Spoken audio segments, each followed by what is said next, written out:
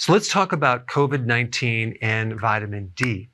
So we know that the coronavirus attacks a weak immune system, and that's its strength, and that's your weakness. So what could you do to strengthen your weakness? Vitamin D is one of the things that you can take, because if you have a pre-existing health problem and you already have a weak immune system, you need to do some things to strengthen your immune system and give yourself that added protection, especially protection of your lungs.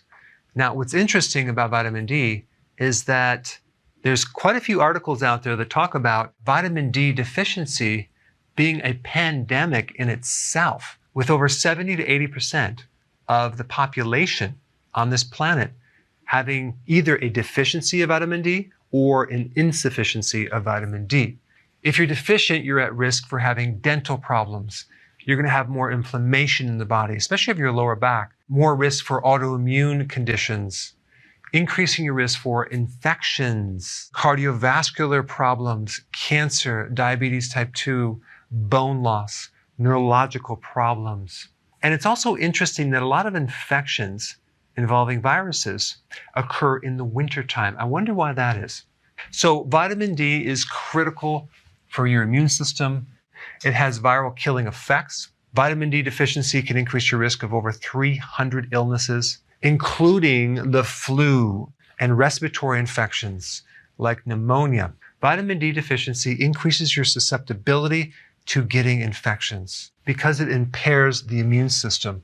It will also increase your risk of something called ARDS, which is involved in this coronavirus, acute respiratory distress syndrome. In fact, there are studies, which I'm going to put down below, which talks about all the past coronaviruses being treated with vitamin D with some pretty good success. Vitamin D decreases pro-inflammatory cytokines. And what does that mean? Well, these pro-inflammatory cytokines increase inflammation. Vitamin D inhibits these cytokines. And cytokines are basically hormone communications that signal the immune system and create different effects. Vitamin D also increases the anti-inflammatory cytokine 2. So it helps inflammation. So you can imagine if you are sick with the coronavirus and you have inflammation in your lungs, you're going to need some support, because vitamin D acts in a similar way to cortisol, which is an anti-inflammatory, but without the side effects.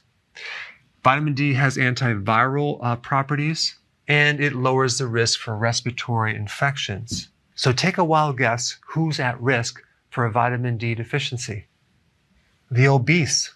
And guess who is at risk for the coronavirus? Obese. I wonder if there's a connection.